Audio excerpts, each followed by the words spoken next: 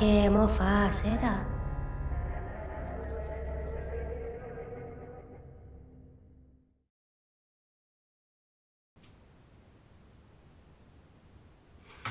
Welcome to Talking in Stations, recorded live on Imperium News Twitch, Saturdays, 1500 UTC. I am Matterall from Imperium News, also from Dice Corporation and CDOT. And today, I'm very happy to have a rare appearance by my CEO, Lady Scarlet. How are you doing, Lady? I'm good. How are you? Good. So, rounding out the show today, we have Carneros. Good morning. Morning. We have Dirk McGurk Hey, what's going on? and Drayden. Yo, I'm alive. and Urziel. Hey. All right, welcome, guys, and welcome, everybody. Lady Scarlet has been playing this game for a long time, probably just after beta. And what's interesting is that she's been playing it at kind of a high level for most of that time. And she's not only been the CEO for Destructive Influence Corporation, which has a long history, but also managed the largest alliance in the game for a long time, which would have been a renter alliance. And we can get into all that kind of stuff in just a second. But first, I want to get to my notes here. I want to say hi to Nasa, who is a courtmate of mine and Cuties, or Lady Scarlet. We call her Cutie in the corp. We're always thinking about him, and we start the show by saying hello to him. Okay, Lady Scarlet, can you tell me what ATUK is? Well, ATUK was a corporation that was started, remember right, around 2003, 2004. Its sole purpose was to be one of the best PvP alliance or corporation. Alliance were such a big thing. It focused mainly on PvP, griefing people. You were griefers? Yeah, I mean, we pretty much did anything and everything in the. Yeah. And so ATUK was Arcane Technologies Corporation. And Yes. you guys were from different games, though. You came from what was the game you came from? Forget what it's. Do you remember what it's called? Well, to be honest, I couldn't tell you where most of them came from. I actually started from a game called Planetarian. This was during Eve beta. A lot of people joined then Xanadu, a lot of people know, started Fountain Alliance. They lived in it. They started Fountain Alliance? Yes, the original. Oh, that's interesting. Yeah. And so we actually started there as industrialists, mission runners, collecting loot for their spreadsheets, for their handouts. And we broke off from them. We made a little corp called Mace, and we started Rifters. And from there, we joined ATUK. ATUK had already been formed from a corporation called Birmingham Technologies, which was completely industry at that time. Yeah. And so at some point, was it before? When did you meet the goons for the first time? By the way, 'cause they're enemies for a long time. Was that when you were in ATUK or before or after? That would have been about the time the Five Alliance started. Black Omega Security and ATUK and a few different corporations. If I remember right, this is a long time ago. Yeah. We formed an alliance called the Five. That's when the Something Awful group started to come into play. Suez had this little group of Rifter guys that he wanted to use to attack certain corporations that were in Bob. That was his purpose at the time. And ATUK was really good allies with Bob, going back to the original Great Northern War. And so it was kind of one of those things, I'm not going to mess with them. They're our friends. And he had other agendas where all So, that whole goon stuff started to actually accumulate. so you were already a diplomat back when goons were being born, basically. Yeah, kind of. And you were telling them, yeah, you can't attack Bob. Those are friends of ours. And why did you have leverage over Suez? Well, putting it into Eve politics, I guess, you have these groups of people who feel like they're kind of better than everybody else. In this case, you have your NCs, your PLs, and your goon swarms. Back then, you had like ATUK, thought they were the NC or PL of the time, and whatnot. And so we actually had a lot of clout, I would say, in the game, and so the egos were really high, and so we pretty much we could dictate what we wanted at the time. Oh, so it wasn't like you were friends. It was more like, no, you're not doing this out of Pretty sheer much. power. So that's interesting. And so, and when did you change ATUK, Arcane Technologies, into DICE, and why? Can't remember No, exact it's been time 10 that. years. It's been 10 Yeah, I years. mean, and a few concussions since then. But we were there a couple years. I don't remember the exact amount of time, but Noob Scripter was the leader of ATUK. And he pretty much ran his course with the corporation, did everything that he wanted to do, and he decided that he was done with Eve. And we were, being more and more involved with Bob and their wars and whatnot. And so a lot of us that were in ATUK decided to make a new corporation, and we would follow the alliance ways as opposed to the nomadic corporation ways. And so that's when ATUK or DICE was formed. We immediately joined Bob right after that. Right. That was early on, for Band of Brothers, which was, for those that are newer to the game, one of the powerhouses of it was kind of like the all-star team in early Eve, something like that. I don't know. How were they characterized at the time?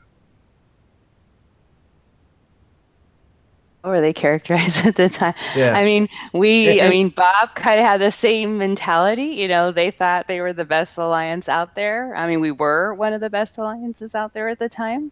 They wanted to own all the space, kill all the people, not have anybody dictate to us what we could do. No, they wanted to subjugate the people, not kill them, because they had a use for them. I mean, that's not a lie. Yeah, I mean, but that was, my first experience with a real alliance, I would say. I mean, Five was an alliance, but it was like a total different thing, right?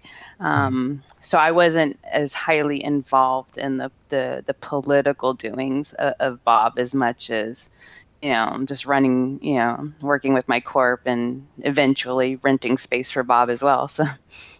yeah. What was it like being in Band of Brothers?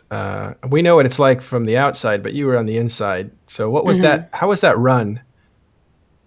Oh gosh. Molly's Way or the highway. We all He was a pretty much leader. He was the leader, yeah. for those that don't know, of Band of Brothers.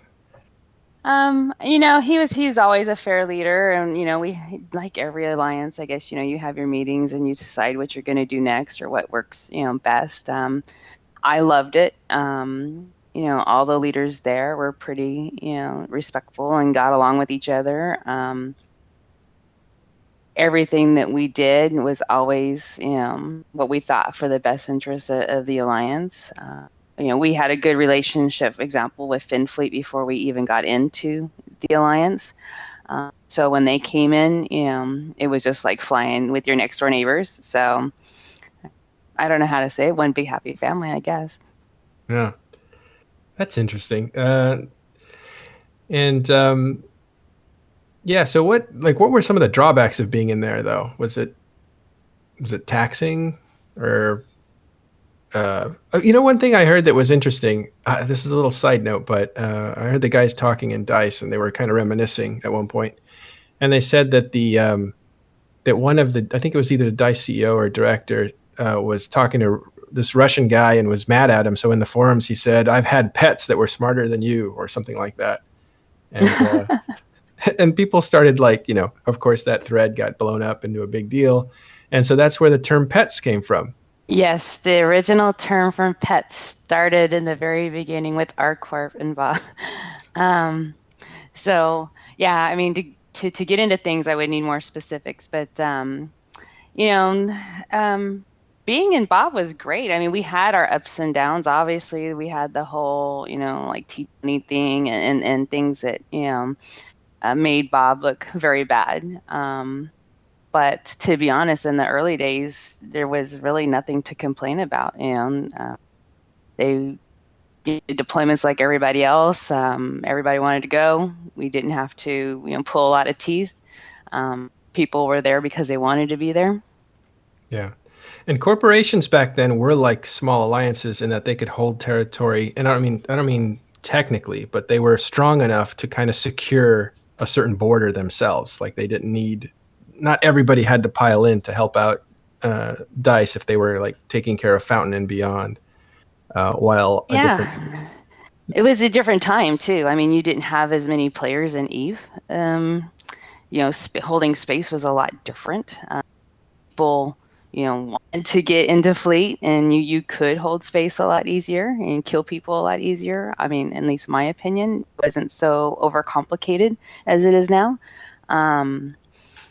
But Eve was young then, and so it had a bigger draw, I think, and so had more fun. Yeah. Now you've always hung out with, not hung out, but Mercenary Coalition was kind of an ally to Bob, and you and Celine go way back, right? Mm-hmm. Yeah. Yeah. I mean, we called them when we needed help. We also killed them when they pissed us off. Tortuga. Is that what happened? I never knew that. But yeah, I mean, we've always, somewhat, have crossed paths in one way, shape, or form, and have always had a good relation. Yeah, they're still crossing your path because right now, Northern Coalition, which you're one of the leaders of, and a Mercenary Coalition are together again, taking over initiative towers and holdings and stuff, and not Placid, but I guess that's where we're based Syndicate. out of. Thank you, Syndicate. Syndicate. Why does it always go back to Syndicate? I don't know. It's like the birthplace That's like of civilization. Isn't that the true Eve Gate Syndicate? Well, I was just sitting here thinking. I mean, that's like where ATUK ended up. That's where like Dice, showed up. Yeah. I guess Syndicate's just a good place to grief people. So. Yeah. Guys, you're welcome to ask questions or just kind of keep the conversation going if you'd like, if you have questions. But I just want to say, I thought it was pretty interesting because I had no idea where the term pets came from, and then you got Drayden in channel who's basically saying, he's like, man, this Bob thing kind of predates me. It's like hearing somebody talk about the Cuban Missile Crisis. I was going to say the Great Depression, but I was like, no, that's too far back. Even old people don't remember that. Well, it's funny because when you have a game that has been around for 14 years now, right? I mean, there is this like legitimate backstory to things, even down to something as small as where we get the term pets from. Yeah. And I can't even go as far to tell you, a lot of people, because I know the renter thing is going to come up here shortly, but I'll just give you a little early pre-renter thing. Fountain Alliance, back when I was in it, used to charge people for travel passes. So in order to travel through from Delve to Cloud Ring, you had to pay the Alliance a certain amount of money, and we would give you like this code or something you would put in your bio, and that would allow you to fly through space without getting killed by the Alliance. So as much as people want to complain about renting space, that was their original form of renting. Wow. So that was travel passes were kind of like hall passes, or Actually, it's more like extortion, right? Pretty much. Couldn't people just like get a code from you guys and then just start selling that to other people that weren't renters to like come in and like PvP in there or something? Yeah. I mean, I'm sure they could have. I mean, what's to stop a group from, renting and, adding 1 million players to the corporation? I mean, I'm sure people, will exploit anything that they can find a way to do it. I just feel it's like the Star Wars thing. It's like, it's an old code, but it checks out. Well, so Bob is super interesting because, again, it dominated the whole horizon, right? It was not only a powerful group inside the game, it was also a very dominant group in that it said, we're now going to attack you. Here we come. And then they would move their stuff and then they'd attack you and they'd destroy you. And they wouldn't just destroy you. They would like beat you so badly they wanted you to leave the game, kind of. It was like annihilation kind of combat. But at the same time, they're also winning the Alliance tournament the first 3 times in a row. So it's kind of like that original dynasty of the Alliance tournament. And what's kind of funny about that is, was that a real thing back then, though? I mean, it's no, it was smaller. It's kind of like saying, you got on the first CSM or the second CSM or the third CSM, right? When nobody knew about the CSM. Maybe, but no, the Alliance tournament by the second or third was starting to get pretty well established. The first one, I'll give you that. It was only 3 ships, 1 of each size, battleship, cruiser, and frigate. And, it still was like more of a 3-man team is not the same thing as now what you have now, which is totally much more advanced. But the funny thing about the Alliance tournament was, when Bob actually, first of all, Bob got taken out on the 4th tournament, and in a spectacular way. They got beat by kind of a no-name, so it was kind of like a Goliath falling to a David at the time. But also, when Bob was disbanded, that happened on the air for the Alliance tournament. I think it was 6. Does anybody remember? It happened in front of my face. What happened? Holy cow. Oh, well, basically, we had this guy come in and he was trying to get access. He wanted to, he said, my TeamSpeak didn't work and my forums don't work, whatever. And nobody really thought much of it. And it was BNC, I think it was. He came into his corp and said that he needed his access back and he needed this and that. Well, the girl at the time, which was one of their leaders, just assumed it was the original person and went ahead and gave the access without checking on TeamSpeak. Like right then and there, we just watched the whole alliance just like completely disband in front of our face. Well, that's amazing. That's a new detail too. I didn't know that. So He came in asking for access. He didn't have access? Back then, a lot of corps would, if you go inactive, would just, uncheck the box or whatever. And a lot of people, this was early Eve. A lot of players have been around a long time. A lot of people know each other in real life.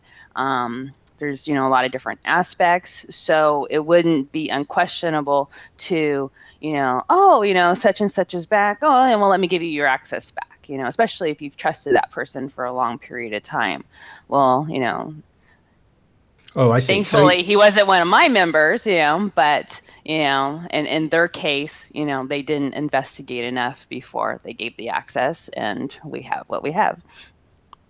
So he takes that new access, not new access that he had before that was kind of dormant. He took it back, used it to drop all SOV. What kind of panic did Bob fall into? Okay, now are you talking about the SOV, or are you talking about the disbanding of the Alliance? Oh, I didn't know they were at different moments. I'm talking about the right-clicking and destroying the Alliance. Yeah, the SOV part of it, I don't really remember the details of the SOV part of it. That's okay. So, well, I mean, it just fell, I would assume, when the Alliance, fell. So at that time, you could really just right-click and destroy an Alliance? Yeah, if you have the right access. I mean, if I had the Alliance leader to NC, access, I could just click and, kick all the corps and be done with it.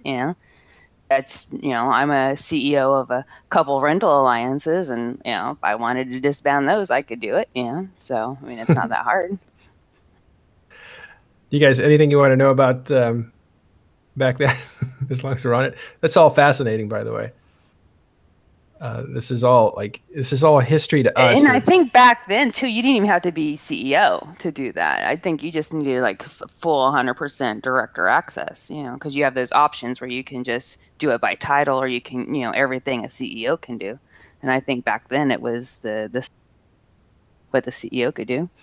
Here's a question for you. What, in your memory, what is the next moment after that where someone exhibited some leadership or some great thinking or did something that helped I would you say a lot? great leadership. Okay, Diana Bollock. I have an alliance we can form right now. The worst name ever, because I think that was the Kenzuku or I forget whatever it was called. Yeah. It was like the worst alliance name possible. But I mean, he stepped up, got an alliance, tried to get everybody into it, and try to recover from the damage that was done and move on. Yeah. Well, at that time, I don't know what happened on the. I've heard this story, but I don't know the names. On the other side of things, Goonswarm moved all their guys into your space and colonized it right away, making it hard for you guys to have it. You guys eventually reformed into IT Alliance. Mm-hmm. And you were in that one too. What was that one like?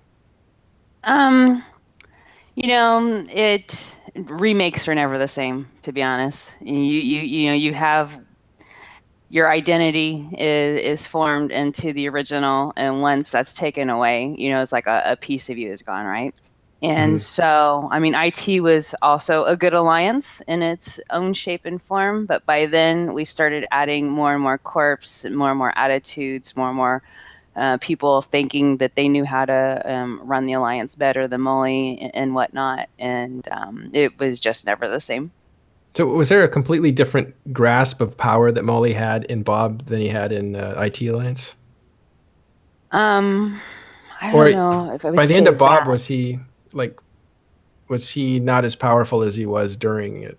I mean, Molly's has always had power, so don't get me wrong in that. But by then, Mole's real life had a bigger play into the things that he did into the time in the game, which I think allowed more of the other mouthpieces to come in to, put forward the way they want to do things and cause disruption. And I would say over a period of time, he just didn't have his hand on it the way most alliance leaders would, want their alliances to be ran. Eventually, as everybody knows, he ended up getting married, and the alliance, completely disbanded. So to an Eve player, which is why it's notable. What marriage does. Well, and as far because I know that Bob was the big one, and then IT was like the the reformation of that kind of. But by the way, IT Alliance. Sorry to interrupt you, but IT Alliance isn't like information technology, is it? I think it was the clown from. It was based off of the clown. Yeah. Oh, the clown it was from a mockery. Oh man. Well, I was just gonna say, and then there was several other iterations, and was IT like the last one that was thought of as Bob, or because it seems like just any alliance that Maul started, people called it Bob, but I don't know if like that would qualify as Bob necessarily. Well, I mean, I think everybody will always associate, Molly with Bob. I mean, even to this day, I mean, even at Vegas last year, I had people coming to me wanting me to restart Bob, and it's like, why, it's dead, leave it alone. But I mean, people just associate, Mole as being a great leader. They associate, that time that Bob it was in existence and the power that it had. So, I think mentally they hope that any alliance that he's associated with, is going to be the same way. Even in NC, when they came to NC, NC is going to turn into Bob. Yeah. But as you can see, you don't see him on comms calling targets or leading the alliance. So, yeah. Yeah. He has FC once or twice that I've seen. He does a lot of background work. Yeah. Oh, so he's still active in Oh those yeah, things? he's still active. Yeah, he's just more, and quiet and does things on the side and stuff. He runs a business, so he can't put all the time in on comms like everybody else. Does he still have picnics? Yes, every year, Labor Day weekend. Yeah. Right. So IT Alliance then comes back, and what's interesting is NC Dot fought IT Alliance in Fountain, I believe, and it was a colossal collision because there was. Yes, I think that's when Super Twinkie jumped a bunch of super carriers into a system. Well, told everybody to jump a bunch of carriers into a system, and then he didn't jump, and then we jumped in and killed them all but him. Super Twinkie is an FC that. Wow, I think you have to just kind of experience Super Twinkie to understand who he is, because he was like a screamer, but would be like, I think you explained it one time. He's more like, who's that? Can we kill them? Like a dur. No, like this guy's legit screamer, like legit yeller. Look him up, Super Twinkie 69, I think, on Oh, YouTube. I'm sure there's a few videos or YouTube videos out there of him raging. Yeah, definitely worth listening to. But he would be like, who's that? Can we kill them? Who's that over there? Can we kill them? He just wanted to He kill was everybody. so bad that if a blue Titan was sitting in the POS on the POS shield and they did not, bridge as fast as he wanted, he would figure out a way to knock that Titan out of the POS and kill it. So. Jeez. Yeah, he was brutal. One of my reservations of joining NC was like, oh, really? Do I have to fly under? But apparently he was a lot of fun for the people who flew under him. I only flew under him a couple times. Well, then really kind of the next big thing for you, I assume, was that you moved into organizing a lot of the business side of NC Dot, right? Like how did you end up running a rental alliance that ended up being the biggest alliance in EVE for a long time, for like 2 years? Well, that experience came from when Bob had space, because we rented out Delve originally before it ended up dying the last fire. But from there, every alliance wants a way to make money. We knew rentals were a good thing.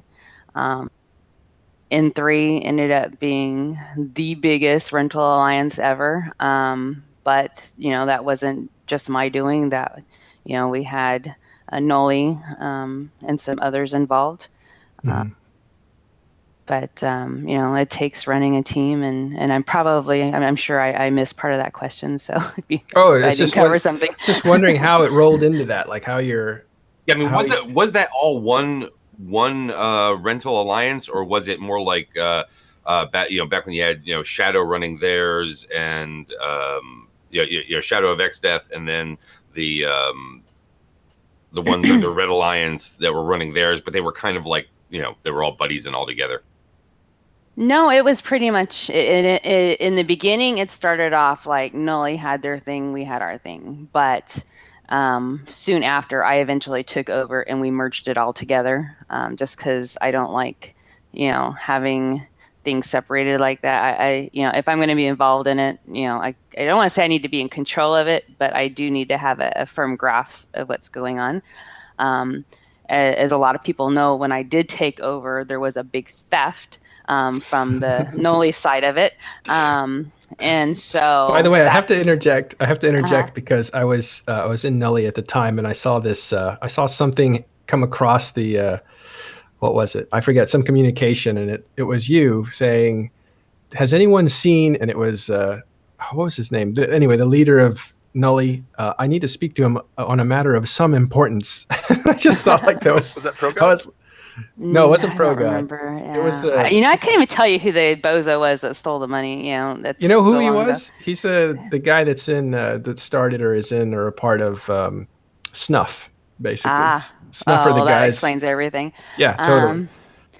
But so at that point, because everybody was kind of doing like, we'll have our portion of Saab, you have your portion of Saab, we'll rent it all under one big umbrella, that kind of thing. Well, at that point, when the the money was stolen. It's like, nah, we're everybody's going to join Northern Associates. You know, it's going to be Northern Associates, SOV, and you know, we're going to run it this way. And so that's pretty much how that started. And yeah, as people know, it ended up being what, you know, almost half of the Eve maps. Yeah. Why the drone regions? Where, you know, why centered on the drone regions? Well, time? you know, oh no, I can't tell you why. I mean, it just was space that we had, and Russians love that space, and they like not being messed with, and they like being protected, and you know, people want to live out there because it's so far away from everything. So it, you know, then that was kind of the start of the capital revolution. You know, everybody wanted a Titan, and so they wanted to be away from, you know, LoSec, and so they were willing to go out and pay a lot of money to put up their passes and do their thing. So Yeah, renting is I actually thought like, oh, renters, you know, they're not combatants, they're farmers. And then after a while, as I got busy with real life, I thought, wow, renting sounds like a really good way to play nullsec in a casual mode. Well, it is a way. I mean, you know, I was a renter for, you know, I don't know, maybe 3 years or something like that. I don't know. Did you pay your rent to Lady Scarlet when you were out there? No. I was I was with Shadow. Shadow. Yeah. So yeah, and yeah. So with legit Russians, and I don't know. I mean, you know what? For small entities, and you know, at the time, you know, it was like a 4-man corp at the time. It was like me, BC, and a couple other people and whatnot, and it's an easy way to access nullsec. And back then, rental rates were reasonable. They hadn't got into what I'll call the modern day, you know, quantifying what the value of every last belt and every last moon in a system was, to be able to like break it down into you know, being able to like, you know, charge the exorbitant fees that they got to. But it was a good way for small entities to access nullsec, be you know, especially if you're going to, you know, do a bit of, you know, farming or whatever in order to build yourself up. You know, and then from there, you know, it went on to something else. I mean, when I was out there, you know, it culminated, you know, I guess with the Russian Civil War between Xdeath and Solar, you know, which then led to renters actually getting involved with fighting on behalf of, you know, the people that they were paying, paying us to, which then turned into, hey, if you come fight, you don't have to pay. Yeah, conscription. Yeah, I mean, you know, so it's like it is an interesting way for people to access nullsec without having to necessarily get involved with owing allegiance in a way, right? You know, people always kind of shit on renters, but everybody in this game owes something to somebody. You know, you pay one way or the other, right? With renters, it's a very clear distinction of what it is you're paying. You're paying money to be here, period. You owe nothing else typically after that point. You go and you join, you know, you're a small corp, you go join this alliance over there. You know, guess what? You're going to have to show up. You're going to have to do things. You're going to have to comply with all of the things that are associated with whatever alliance that you're joining in order to be able to hold the space. So it's kind of like the gas, grass, or ass theory, right? I mean, like everybody owes somebody. There's like 5 people in this game that actually control their own destinies. Everybody else owes it to them. You're such a hippie. You know, and there's a very big misconception about renting too. You know, I watched these debates, especially on Discord not too long ago with the CSM elections and things going on.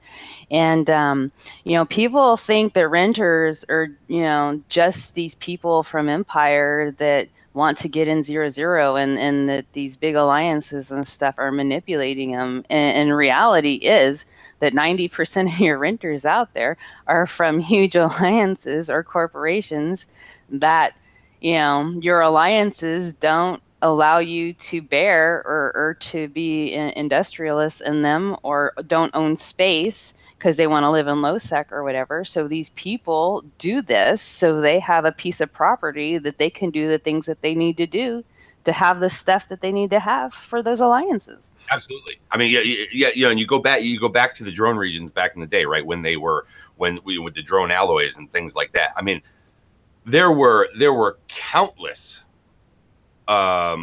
people out there who were associated with mainline, big groups, whether they were goon type people, pandemic league. In the system that I rented out there, I subleased moons to a guy who was in PL and he was building supers. How is it different today? Like, how is today's rental empire that you're running different from those days that we're talking about in this discussion, or that big empire that you were running in the past? Well, I mean, if I compare today from when we rented in Bob, because that's the earliest that I can go back to, as far as actual rentals, I would say that there's more, named alliances that have people who rent than before. And that comes down to many alliances. I'll use, maybe PL or MC, even NC is an example. We're very nomadic. We move around. We don't own space per se to live in. We don't have our tents propped up as a permanent location. We may own it on the SOV level, but it's being rented, for us, obviously, to have money for the things that we want to do. But our members, are required to move around everywhere we go, right? So they're alt or alta corporations, and all of these, I mean, even including Goon Swarm, they do it. I rent to Goon members, and people are like, huh? It's like, yeah, why not? They pay, they behave, no big deal. But it's the same thing, if you don't allow your people to have a location to do the things that they're in, they're going to find another way to do it. So that's interesting. And it's funny, each topic, right? We can go and do Bob and do a whole show on that, memories. We can go and do renting empires and how to run them and how much responsibility that is. And that's a whole show. I want to get into a bit more history with going to BTAC-R, the Halloween War, led to one of the biggest battles in EVE history. You were on the field with a Titan. Tell us about what that experience was like. Oh, well, my experience. I woke up to Vince Mass pinging everybody jump in. It took about 20 minutes to jump. I was, jump blindly like everybody else. Your alliance leader calls, you go. It took forever to load. Probably to, I don't know. I think I got on a total of maybe 10 kills, if that. But did you get to Doomsday? I don't remember, to be honest with you. You remember if your Doomsday went off in the tie-dye? I'm trying to think, I was like, oh, well, that was a while back. I mean, I know there's some kill mails out there with me on it. But and honestly, like, I sat here staring at my screen, just waiting for like the next, tick or bleep of some kind of life in the game for it to move. And all I could hear was people, who's dying, and an hour nobody later. even knew if they were dying. Well, we didn't know we were dying because the lag was so bad that it was horrible. I mean, and the funny thing about it, I was on these kill mails, but then when I died, my kill mail or my death mail, showed my Titan absolutely unfitted. So everybody thought I jumped in an empty Titan. But so you were in what kind of Titan? An Erebus. Oh, you were in an Erebus, and you died how fast on there? Well, I was number 7. So 7 hours later. So I was the 7th Titan to die, if you're counting them in order. Probably either the most expensive or second most expensive one to die, but nobody will ever know that because they didn't get to see the fit. But it took a long time to die. So the kill mail never corrected to show the proper fit? No, and CCP never generated it. So. Oh, but you had a blinged out Erebus. Yep. And so you're one of the names on the plaque in that cemetery of Titans. Yep. Is it under Lady Scarlet or is it? No, it's under Robbie Booth Cruz. I may have looted it. I you know when may have. they told us because when that BTEC-R thing was going on, there was another system that all the goon subcaps were in, trying to prevent any reinforcements from jumping out of the station. You guys had a few jumps away. And so they wanted us there to keep the lag down out of the system. And then after 4 hours of that, I was like, man, screw this. I'm going to go over there and snatch some loot. So I took an interceptor into BTAC-R, and I was able to get some loot off some Titans. I got some good stuff. I'm pretty sure there was some very rich people after that fight. Yeah.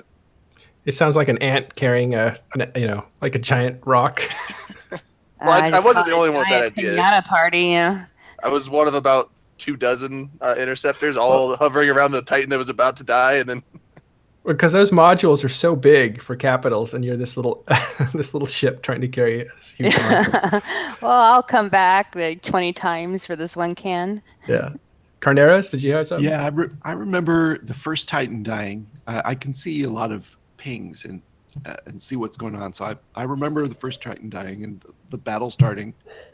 When the second Titan died, I'm poking CCP Manifest on Facebook and going, "You're watching this, right? You're paying attention. This is big." Oh yeah, I know. And I go off to work in the morning. I'm working at Sony Online Entertainment, and I'm working on other stuff. And I sit on exec row, and I'm telling the execs what's going on about this big battle happening in Eve. This is fucking huge, you guys. Sorry. And at one point in the morning, my boss looks at me and says, go home, focus on that, come back tomorrow, stay safe, tell us what happens. Don't lose another Titan. Because I'd already lost one, and they all giggled over the story many times. Thank you, NC Dot, by the way. And, so I go home, and I get in my avatar, and I jump into that fight too. But by that time, Lady Scarlet had already passed, so I wasn't involved in that one. But then I was there till the very end, and I remember an hour before downtime deciding, can I fire my Doomsday one more time in this lag and still get out by downtime? Okay, we'll try it. And I'm trying to remember. I think it was Pro God Legend was on our comms helping us call targets for Doomsdays at the time. Someone crazy that's not normally part of our faction was in there calling. We're like, okay, we're doing fine, but people getting tired. And I jumped out with 3 seconds left on the clock and managed to get my Titan into a safe pause before downtime. Crazy day.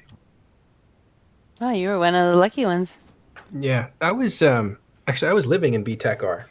Sorry, had to reposition myself. I was living in BTAC-R when that battle actually occurred, and Drayden, I was one of the guys that you were keeping in system after trying to get back into the system. Actually, with one of my characters, and then I used a different character.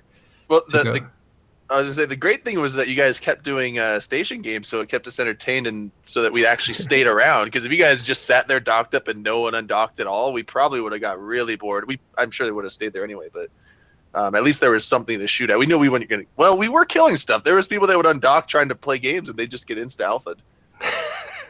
That's such a dumb strategy. Like try to get past some blockade. Clearly, you couldn't make it with the lag. It was lag there too, because at that time, the system surrounding the system where the fight was also kind of weighed down with lag. So you couldn't do much before you warped out. You were incinerated. Not that I tried, but yeah. So that was where I was living. So that was an amazing day. I think we all remember it. It may not have been the funnest day because it seems like it was a lot of work. By the way, Carneros, I do want to say your boss said, go fight with your Titan. You have a very special boss because you work for a gaming company, right? Like that. So he understands. Yeah, absolutely. They consider it a valuable insight into the gamer psychology and what gamers want, and they see the value of it. In fact, I was recruited into Sony Online Entertainment from EVE FanFest in Reykjavik. Oh wow! Oh, so it pays off. In fact, there were 3 of us at the time that were recruited in, and the other 2 are famous as well. If in EVE, if you know them, one is Keldum Ravan, who was the CEO of EVE University for like 100 years. Mhm. And the other one is one of the more famous professors from Eve University, Professor Seamus Donahue. Oh, wait. Sorry, he was in CCP, or does he work with you? No, Or three of us were at Eve Fan Fest and all met and hung out with John Smedley, and were recruited into Sony Online Entertainment, moved to San Diego, and were on staff there. The other Oh. two have left. Keldum was a British subject and on a passport and had to. Trump threw him out. His visa expired and he had to go back.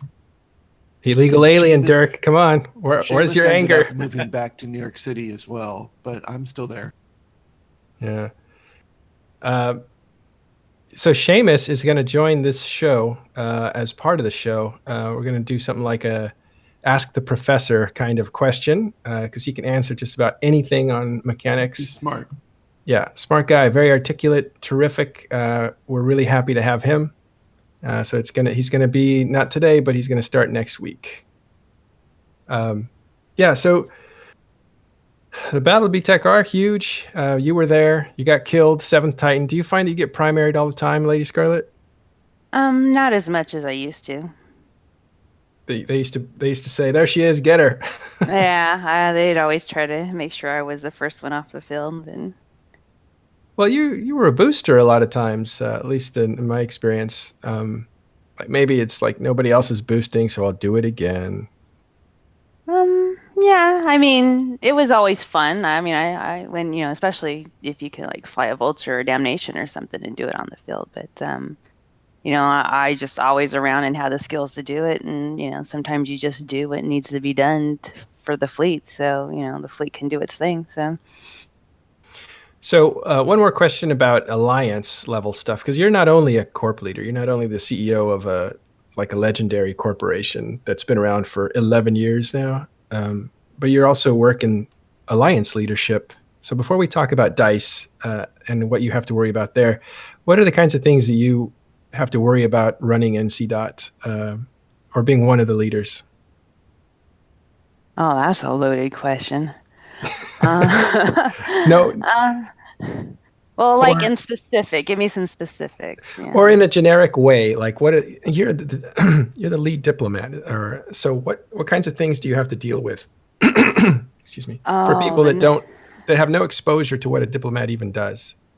Oh, the daily questions of I quit Eve 3 years ago, and you own the system that I live in. Can I get docking rights? You deal with a lot of silly questions as a diplomat. You deal with a lot of hand-holding and babysitting between alliances to keep each other from killing each other. Are there any I don't memorable know. moments there? Like, what were some of the insight you've seen behind the scenes on conflicts and when they started, or anything come to mind? I know you've dealt with a lot of them, so it's probably hard to pick one. Well, I mean, like the other day, I won't give the alliance name because that wouldn't be fair to them. But we had a situation where a ping went out and somebody had ordered an attack on carriers and ratters in one of the rental alliances. It was their revenge for some other pet alliance, doing something stupid. And, so basically had to go and say, unless you want to make us to make your space our next rental space, you better call off your crap, So, things like that. But I mean, that's, doesn't happen very often, but, sometimes you have to say, okay, this is NC, we're not going to put up with your petty bit, but, for the day to day, I mean, it's pretty much, I would say, no different than any other alliance, go about our day doing our thing. So, what's it like running a corporation at this level? Like, what are the things you have to worry about? Because keeping a corporation running is a tough thing, not burning out, but also keeping it keeping people involved, recruiting new people and making sure they're okay, good fits, that kind of thing, that they fit into the culture. Well, I think you just said it. The biggest thing for our corporation is, number one, we have a lot of old players, right? So we're fortunate because most people have been around at least 6 to 10 years. They know how to play the game. They've been through it all, so I don't really have to babysit them. It's just making sure that there's content enough to keep them active enough that they want to log in, right? So that's where the alliance comes involved. Giving the members something to do. But I have a lot of experience people in the corp. To help run it. Our members, for the most part, step up and get things done. They don't need a title to be a director or anything to do things. So trying to find like-minded people who, are willing to, just do the things that need to be done. To me, that's what helps, make the corp, stay successful. Sometimes you get corporations where they're just leaders and just followers, and eventually the leaders get burnt out and the followers go somewhere else. If you have a corp that works good together, that corp will be around forever. So. I had a question. Like when you start getting to larger size corporations, this might be something everyone else knows, but I don't. Smaller corporations, the CEOs pretty much have like a hand in every single new recruit that comes in. But when you start getting fairly large and bringing in a lot more people, do you delegate that out to other people to do background checks, or do you still are involved with every single new person that comes into your corp? I'm pretty much still involved with everybody that comes in, and that's just because of the responsibility of a corp leader. I mean, but you're only talking about DICE. You're not talking about your rental alliances. I don't care who my rental corps recruit. I mean, as long as they're I mean, the rule is if you recruit somebody and they AWOCs, your corp's getting kicked until that ship is replaced and that person's dealt with. So they know it coming in, and so if they make bad decisions, it's on them. For me and my corp, if I make a bad decision, it's on me. So I make sure that I know who's coming and going. Something she's not saying, though, is the bigger the corp gets and the bigger the alliance gets, it's a lot more work to manage. It may sound like, 1,000, 2,000 is the same. It's not. You feel it. Yeah. And you would know you're an alliance leader of the Bastion. And mine never got that big, though. Mine got to like a little over 3,000. But and it's like 2,100 at the moment. It's not in the same category as some of these rental empires that we're talking. Yeah, I mean, with the rental empire, we have managers, right? So I have people for both rental alliances that I run that help me manage it on both sides. But their jobs aren't necessarily overseeing recruitment of these people. Their jobs are, for one, dealing with the rental deals, dealing with the upgrades. In some cases, we're even putting up the citadels for certain renters, to ensure that we don't have anybody and everybody dropping them. So, there's other things that they're doing, to help run it that I don't have to do. I just oversee it. So some questions from chat. Biosphere wants to know how many iterations of NC there were, because I think he's confused about the actual Northern Coalition, which was a coalition of alliances in the north, and Northern Coalition DOT, which is a play on the name. Yeah, where did that name come from? I mean, well, you'll have to ask Vince that specifically. I think we came did in it afterwards, but to my knowledge, it was to mock the original NC. It was to confuse people and to cause chaos. Yeah, we asked Vince when he was here. But Northern Coalition has really been one continuous group since they were fighting the Northern Coalition. So you have NC DOT fighting NC, Northern Coalition, early on. And it's been the same. I mean, obviously corporations have come and gone, but it's been the same history. Like it never broke up and reformed like Triumvirate or any other group.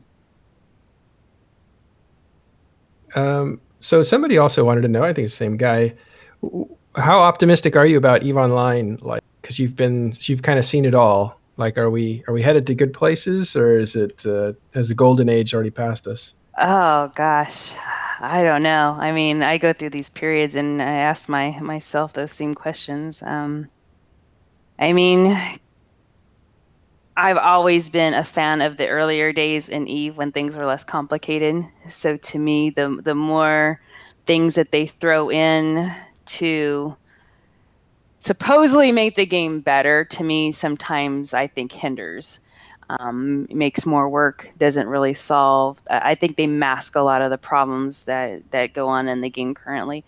But I mean, I think with any game, as long as you have something that brings in new content, you are always going to see that game progressing.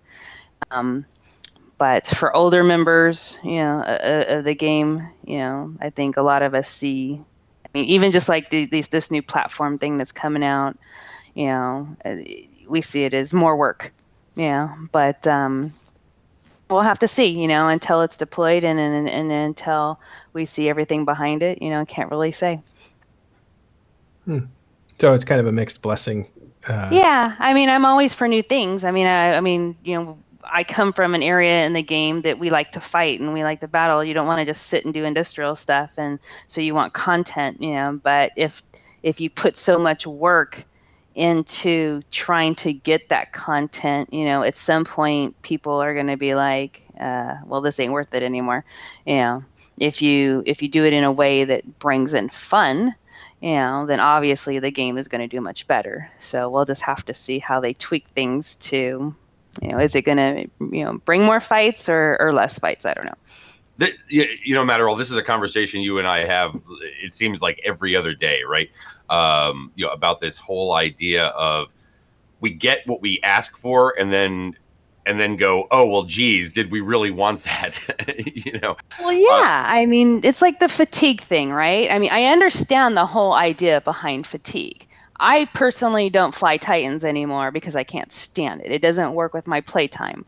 But, you know, if you put all these hindrances for people to want to undock to fight, obviously the game isn't going to get any better, but you need something for people to fight for, right? So the thing is do you make it so complicated that people just don't care and they all want to sit in low sec, and fight each other in low sec, or do you think about what's going to actually draw people to 0-0 and for them to want to fight and to want to undock? And I don't know.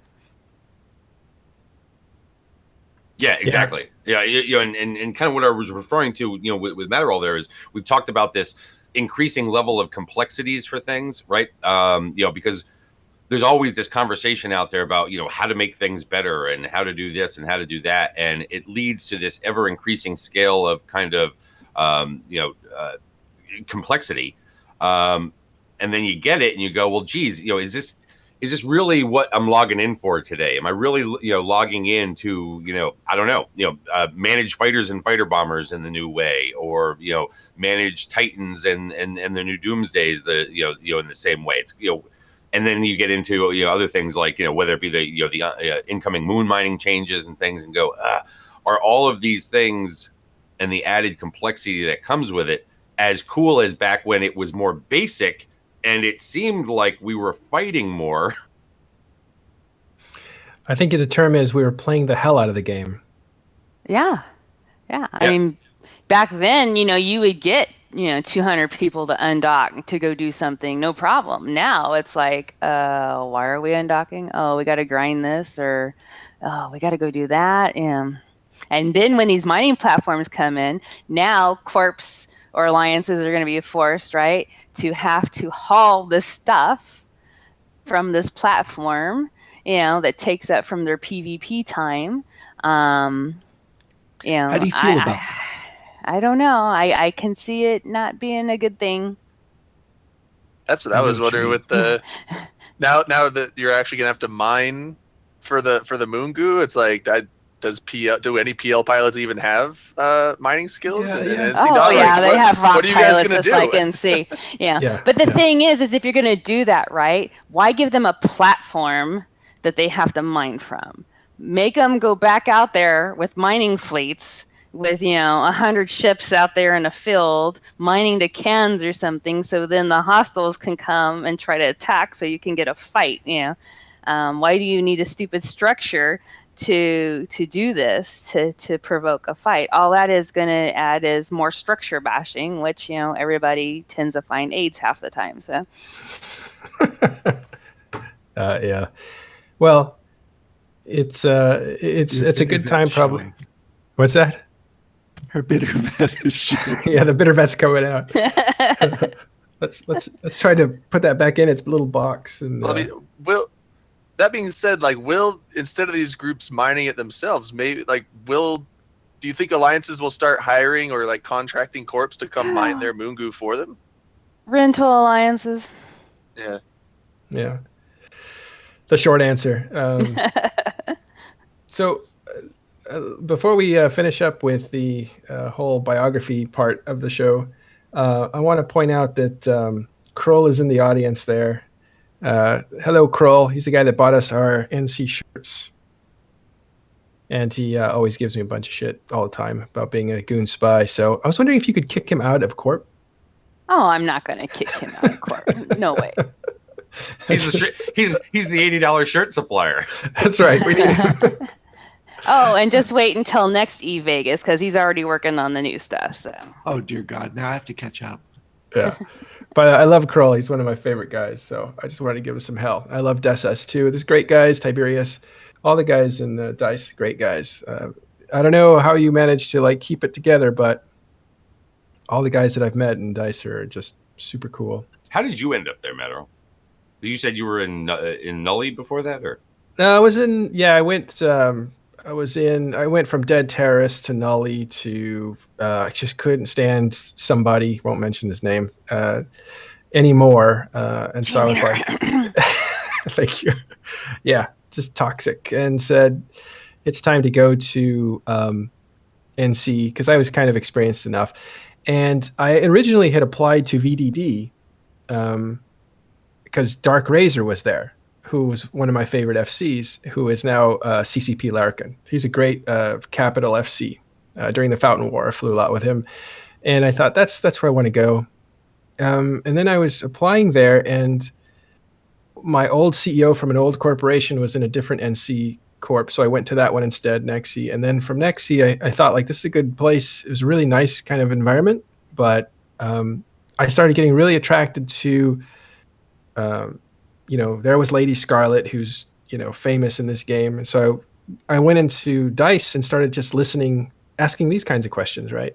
I just started talking to Lady Scarlet, asking her historical questions. I was a writer by then, so it was for that. And then I just thought, like, Art, I think it's time to move to Dice. So I asked if I could. So I kind of let myself in, right? I was like a cat that wandered into the house, and Lady Scarlet kept me around. And then I brought in Tiberius, and Well, I mean, NC tends to be kind of this more veteran type group of players, right? Is Dice kind of the same way as a corporation, where it tends to be players that have been around for a while? I would say about half of the corp is probably vets. The other half probably, I would say the average, would be like 3 to 5 years in the game for the most part. But they're like friends of the vets that have come in. But yeah, I think we tend to track a lot of the older people who are kind of done with the child mentality. They're tired of the,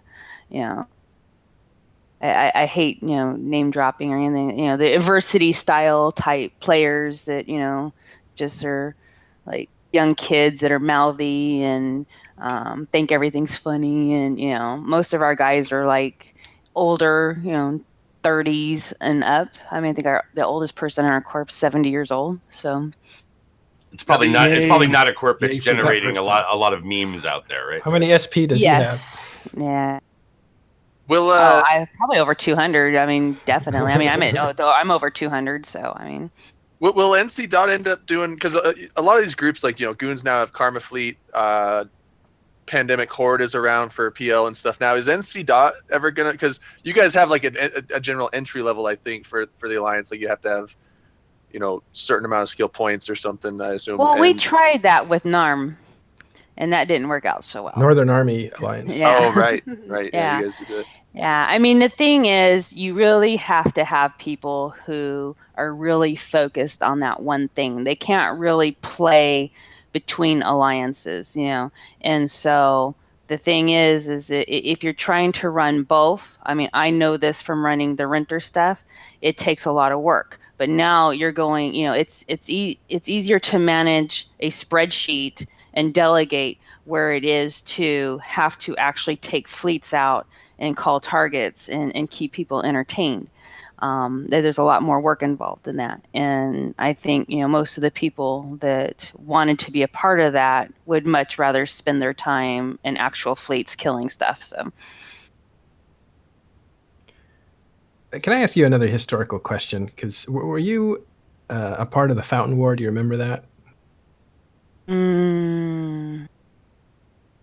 Probably. To think about it. I actually don't remember. I do remember Fountain War because of only certain things. I think we killed a station that was being dropped, and I don't know. I played Aussie time zone and stuff. You'd have to give me like a time frame or something, because Don't worry. like I said, some stuff is kind of vague, I'm sure it's all a blur. Is there anything though that stands out, like in your career, like either a battle or just an era?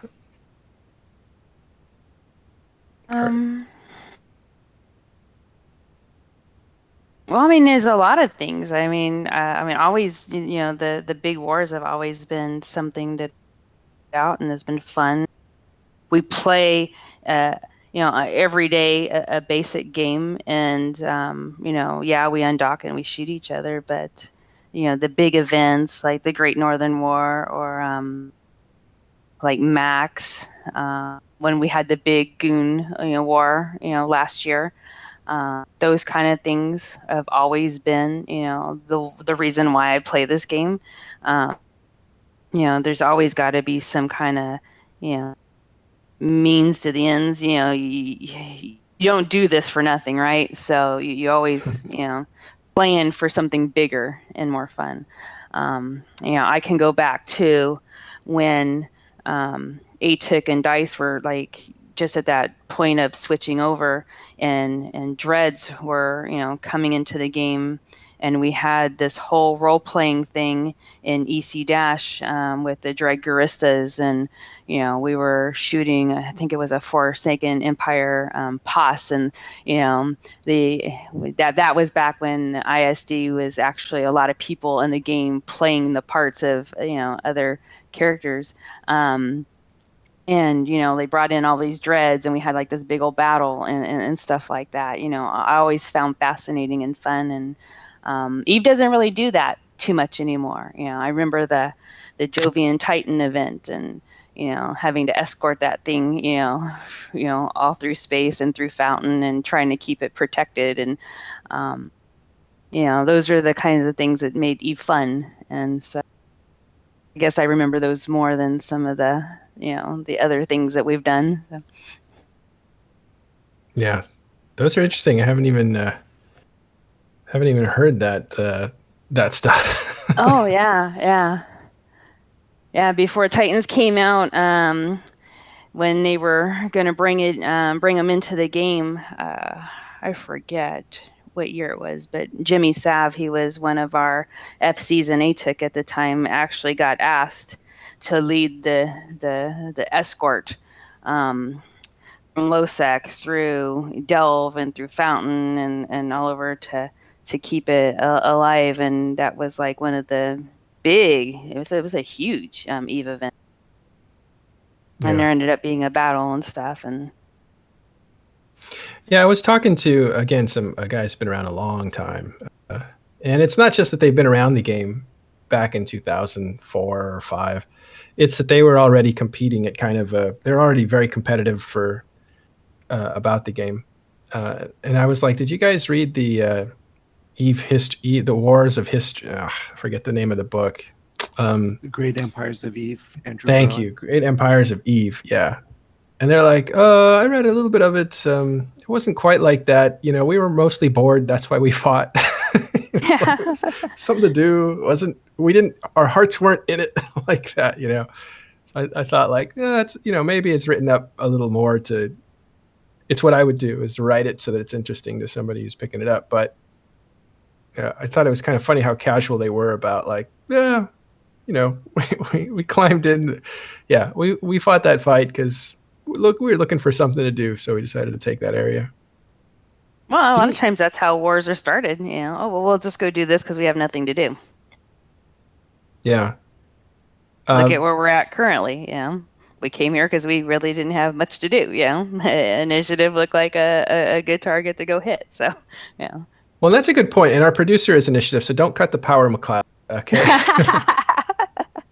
but a lot of times it's you kind of fight people who will fight back, right? Like at this scale. Well, you hope they would fight back. That's what makes it fun, right? If they just stay in the station and dock, they don't do anything, you know. Yeah. You know, a good audience from Parthenon court member. I forgot to ask this question, but you actually logged CSM, and lo and behold, you kind of cut out there, so I'm not sure. Yeah, I didn't catch the question. I'm sorry. This is a question from the audience. You lobbied for Vince Draken to be, who's the head of NC for CSM. You lobbied for him with renters and stuff, and lo and behold, he's on CSM. Yeah. How's that feel? Yay. You're saying she was Vince's Kellyanne Conway? I think she's a bit of a kingmaker. Yeah. Hey, you know what? In fairness, I did the same thing last year with FAFA, right? I mean, if you got the tools, you're going to use it, right? Two for two. But then again, you know, there's many alliances who rent. They don't have to vote for the same people I put on the ballot. You know, that's, you know, they have their own mind. They can do what they want. You don't say you'll kick them if they don't? No. Yeah, why would I do that? I might raise their rent. No, I'm just kidding. You know, the thing is, you know, yay for Vince. I mean, we've had a CSM that has, you know, they're always good, you know, but, you know, I'm of the belief that I don't feel a CSM should be represented, you know, by 6 people of the same coalition or the 6 people of the same alliance. I do think that it needs to be spread amongst the, you know, people out there in Eve from all areas. So I'm glad, you know, that Vince is there, and he's played the game for many years, as long as I have. He's been through it all. He knows all the mechanics. He knows what works for alliances and doesn't work for alliances. So I think he'll be a good voice, you know. So. Mm-hmm. Yeah, and, you know, and quite honestly, I think that long-term veteran status is in a way maybe something that we haven't seen in a couple of years on there. I know people say that, you know, it's been dominated by nullsec, and it has been, but when you look at who those people are from nullsec, it's not always. There was once a time when like big leaders of nullsec were part of the CSM, and that really hasn't quite been the thing recently. It's been I'll say newer people in the grand scheme. Yeah, I mean, Vince is kind of a throwback to that, right? I mean, he's kind of a throwback to a major leader from nullsec being part of the CSM. Yeah, I mean, and there has people who have been has won just based off of popularity. You know, people say, well, how come I don't run? People have been trying to get me to run for years, and it's like, you know, I think that it really takes somebody that's got a really good grasp of the understanding of the game mechanics in all areas. You know, not just a particular area. And, you know, unfortunately for some of the people that are in Empire and stuff, they don't have the same graphs as people in 0-0. And that's why we don't see that many, you know, get elected. But, you know, everybody in 0-0 had to start in Empire. So they knew what it took to get out there. Yeah, so I mean, I would like to see, even if it isn't from my own coalition, I would like to see more people with that kind of experience because they have been around, since almost the time that the game has started and they've seen everything. And my comment was not necessarily related to kind of like from a propaganda standpoint. I mean, you get all these people that bitch and moan about, again, the nullsec domination, right? But the fact that he brings that kind of background and experience long term from the game, I think is just additive to having there on the CSM, because you've got these people that want to make really radical changes in some ways, and don't necessarily have the past perspective of where things came from. Exactly. I mean, how do you know these radical things are going to work if you don't know where they started from? Yep, exactly. So did you just announce your candidacy for next CSM? I'm going to take that as a yes. Oh. She needs her precious spare time. She needs to be playing the game, not running around talking to crazy people. Like She's Eric actually Scarlett 2018. Are you afraid that Vince is going to quit Eve after a year from now, though? Yeah. No. It is a scary thing because I'm not afraid of Vince quitting Eve as much as how long before he gets booted off of the CSM. That's a whole nother question. If he did get booted off, there is what would he get Vegas booted bets on for? that one. Yeah. Oh dear Lord, what would he get booted for? Oh, not telling showing it up. how it is. Oh, all right. Yeah. Being on the other side of the table, I should know. You want to go easy on their feelings as you talk to them about their game they built. Oh, somebody wants to know if you're married, Lady Scarlett. That's up to you to answer. Yeah, I'm married. He's Too late. fantastic. I like it. And he plays Eve. Oh, even better. What is the relationship between, speaking of relationships, PL and, speaking of another marriage, PL and NC? What's the bond there? I don't know. We're like-minded. We want to kill stuff. Vince and Elise have been friends for a really long time. Yeah.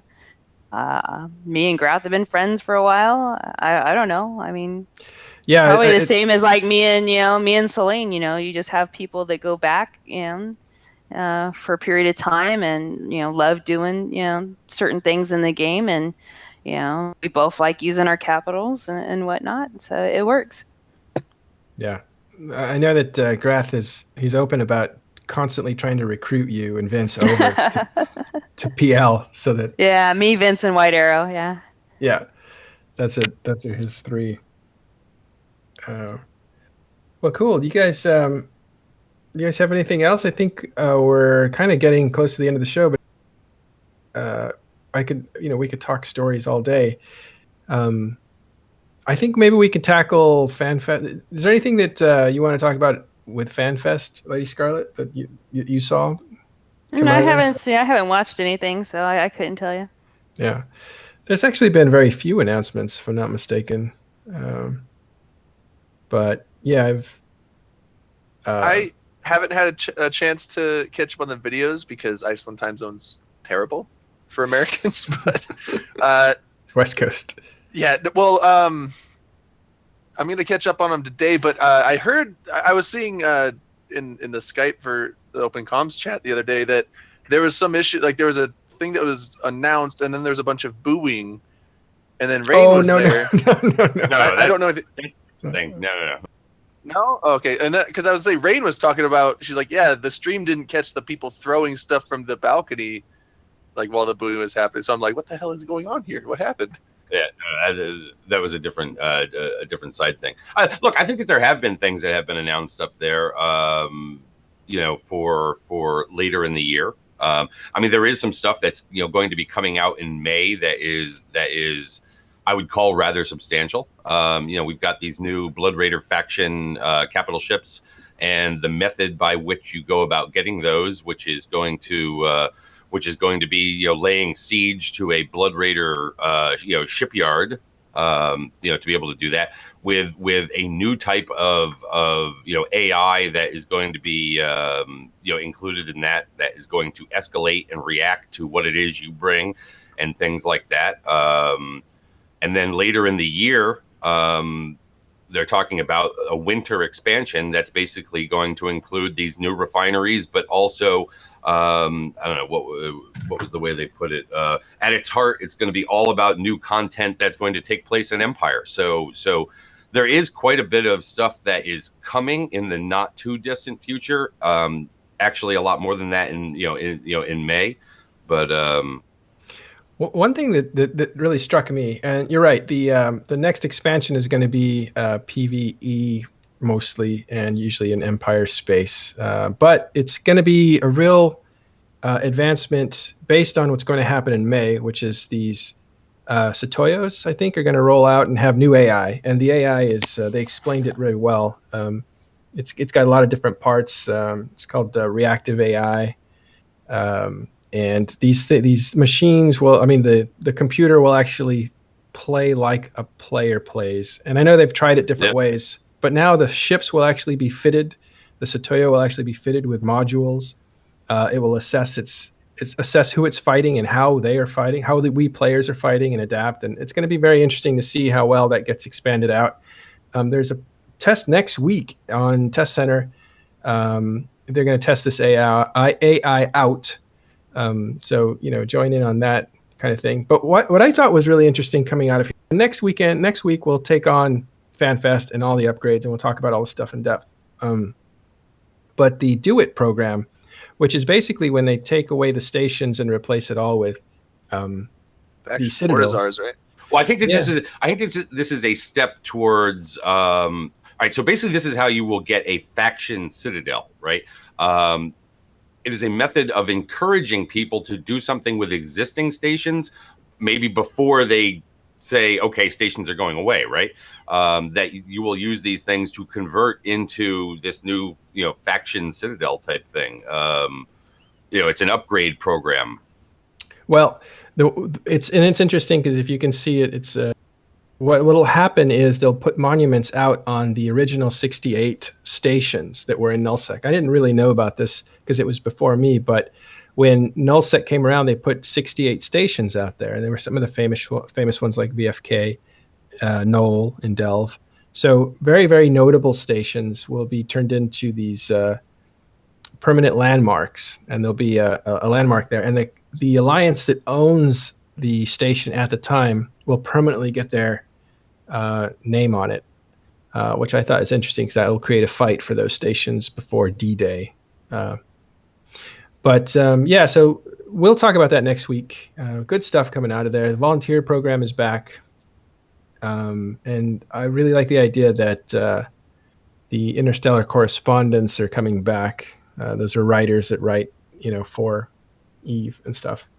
I think it's funny, Lady Scarlet, you were talking about how some of the stuff was interesting that you were doing back then, and they're still trying to do stuff, but it seems like either we've kind of grown out of it, or it's not interesting anymore, or there's too many people involved, or I don't know what. I think part of the problem, because you saw it die off after the whole T20 thing, is that the people started associating the mixture of players doing roles with CCP as possible ways of exploiting the game. And I think that maybe they took a step back away from that to save face a little bit, I guess, to let that all kind of go under the carpet before they bring out other things. Mm-hmm. So it got contaminated back then. Yeah. I mean, obviously being in Bob and seeing that whole event, I mean, like a lot of us didn't know, what he may or may not done, and yet we were all, blamed for. I mean, that happens in every alliance when somebody does something wrong, but people start to think, oh, well, if he can do that, then that, GM over there can do this, or this person can do that. and what roles and do they actually have in the game that they can spawn things or whatever. And I think it was probably a smart move on CCP part to go away from that for a while, but obviously those things bring huge content when they do them right. Yeah. So the T20 thing, you were there. Did you know the guy, or was he just another guy? I mean, I knew him. I knew him as an FC. I knew him as being part of the tourney team. I didn't know him personally, so I wouldn't have had any clue, what he was able to do or not able to do. Yeah, because I guess he left some blueprints behind or something. I met him once in Prikith, in a bar in Reykjavik, and I didn't know who I was talking to at the time in a small group of with a group of CCP employees. And afterwards, he walks away, and the person next to me goes, "Do you know who that was?" I go, "No." T20. I'm like, "What? He's still here? You still talk to him? Holy crap, people!" I was shocked. It's like Agent Zero, or what is it? Exactly. Patient Zero. You before the show, Carneros, you were talking about something. It slips my mind. What was that we were talking about earlier?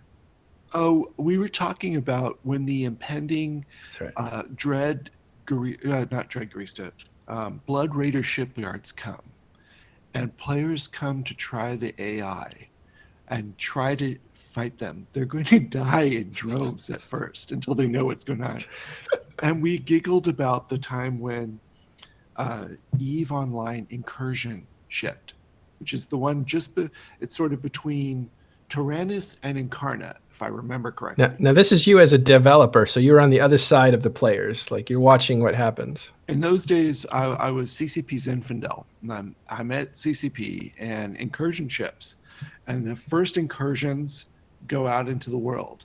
And there were CCP devs standing around watching the screens to see the players attacking the incursions and watching the ships dying, just dying. They're dying in waves, and they're coming back, and they're bringing another ship and another ship. And then they're showing up in like blinged out battleships to try that. And we're like, look, and dying. That's a Balgorn pop. That's a nice fit on that Balgorn. and in those days, a Balgorn was a damn expensive ship. It was not like today where, oh yeah, Balgorn, I got 6 more. I'll grab a Macariel next. No, these things were expensive. It was a 1.2 billion ship. Well, and without fittings. And that was about figuring out something that was relatively static, right? I mean, you were just figuring out a new thing, and how to go against it, right? This is something that is going to react and scale. So that's going to make it really interesting. Yeah. Exactly. So there's going to be CCP employees watching on that day to see what we throw at them. And they're going to be waiting for the first caps. And they're going to be waiting for this first super caps. And trust me, if I know my friends in Goonswarm at all, they're going to throw super caps at the thing. And they're going to pop like popcorn. Well, that's it. Because again, I mean, you're talking about scaling into capital level vessels, supposedly on the part of the NPCs, right? So I mean, if all of a sudden you drop in a bunch of supers, you may get doomsdayed off the field. You don't know. We'll start with players who can spare a few supers, because there are players in Goonswarm who don't care if they lose a super or two at all, and we'll just throw more of them. They got stacks. It's crazy. I want to see I want to see the first NPC dread bomb. It's coming, and that's from Parthenon in the chat. But again, this kind of reactive AI is something that we've been talking about for a long time, right? That this is how you can get to instead of just having anomalies, say, in a system, right? Where it's like, well, you only have so many anomalies, and people tend to kind of do these individually, right? That if you can start getting PvE out there that is more group oriented, and not just group where the more people we bring, the easier it makes it for us, but the more people we bring, the more people the enemy brings. That is going to be very interesting and game changing for Eve, assuming that they get it right, or at least figure it out. Well, as again we discussed a little bit pre-show, I agree with the assessment that of the things that we've seen in very recent dev blogs and at the show, this new AI is probably the most important new thing that is being debuted right now. It's leverage for huge changes down the road. If you would have asked me if to put on my game dev hat and look at Eve Online a year ago and say, what's its biggest weakness? I would have probably said new player onboarding. But if you asked me today, I would probably say the quality of PvE content. The PvE content, like the mission running and stuff, has fallen behind the curve a bit. So now they're introducing something which is like, possibly shockingly able to catapult them right back up toward the front. Well, go ahead, Drayden. I was just gonna say with the adaptive AI that they're coming out with, I wonder. I mean, I'm not a coder, but it's still gonna have like action reaction type coding in it. Like if this happens, I need to adapt like this. And will players be able to, probably through a lot of trial and error, figure out, okay, if we take this, the AI is going to react like this, which means that we're going to need this, and they'll eventually be able to min-max it to the point where they know exactly how the AI is going to adapt to them, as they know what to counter it with. The idea is no, because every situation is going to change, and the intelligence of this model will constantly adapt. In other words, if you're fighting a small force and a third party comes in, it doesn't just stick with who it's fighting. It will adapt to the third party that's coming in and attack them as well. It figures out how you're fighting. Are you fighting at range? Well, then we'll counter with this. They're going to warp around system. They're going to warp away and warp to another ping spot in order to get on you. It's going to be a whole different ball game. And I know they've had AI before. This was built on the Drifter AI, it kind of grew into a virus. They had to kind of stop it because it was out of control. But and there is no more work on Drifter incursions, by the way. That was confirmed. But this AI is different than even that, because it's not hard stats these ships have. They actually are ships that fit modules, and those ships that fit modules then have an intelligence and a table to escalate. So as you grow in strength or whatever, they counterattack. So it's not something that you can.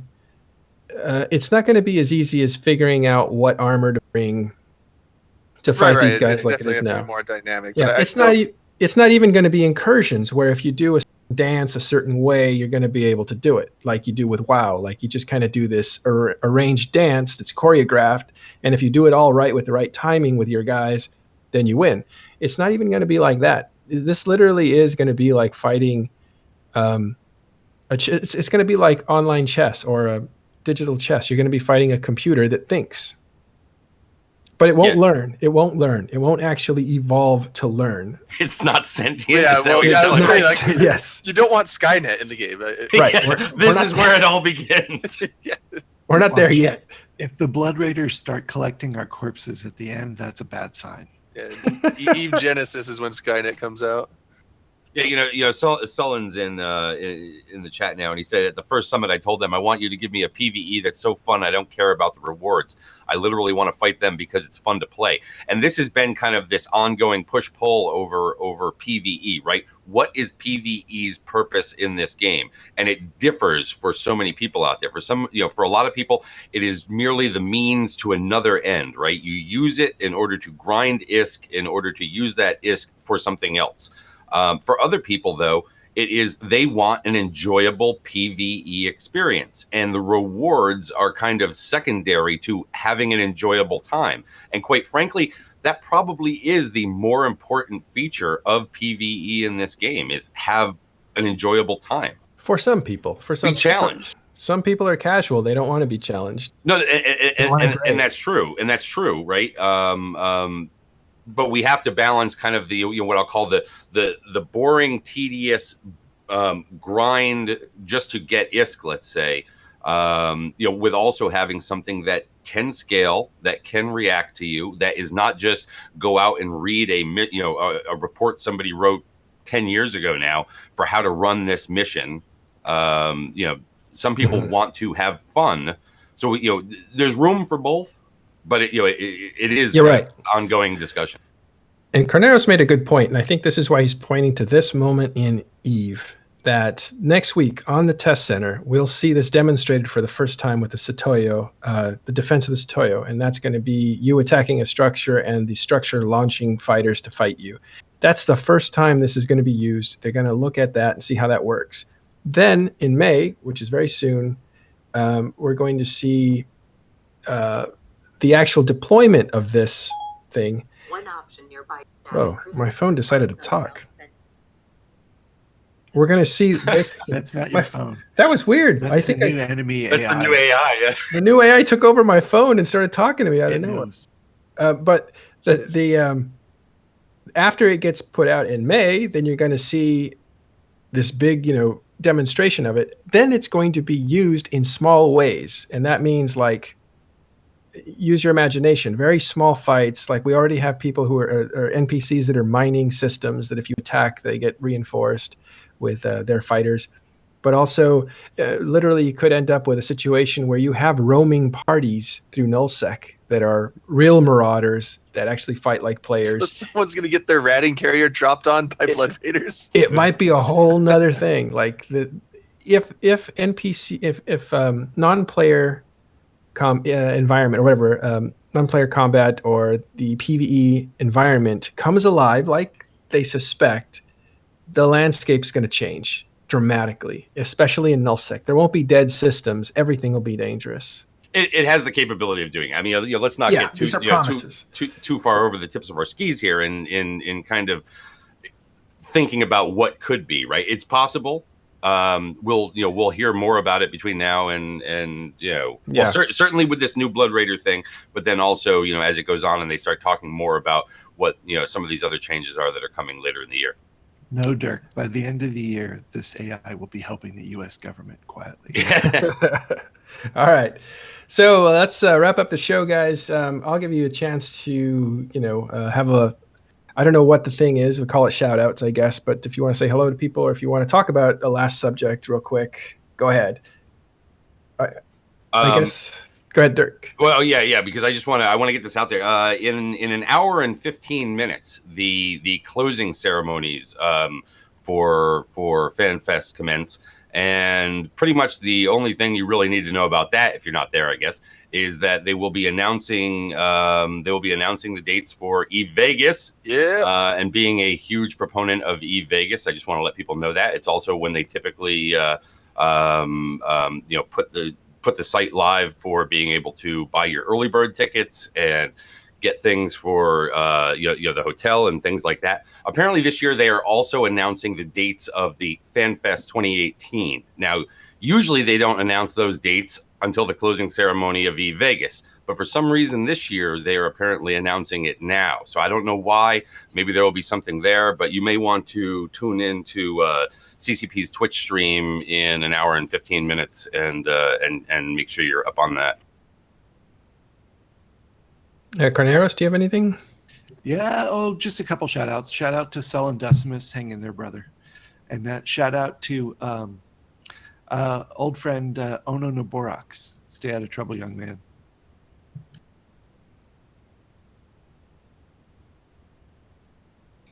Had to mute for typing, but all right, no need to explain that. What about you, Drayden? I'm just going to second the E-Vegas thing that Dirk was saying, but also we always do an open comm show at Vegas.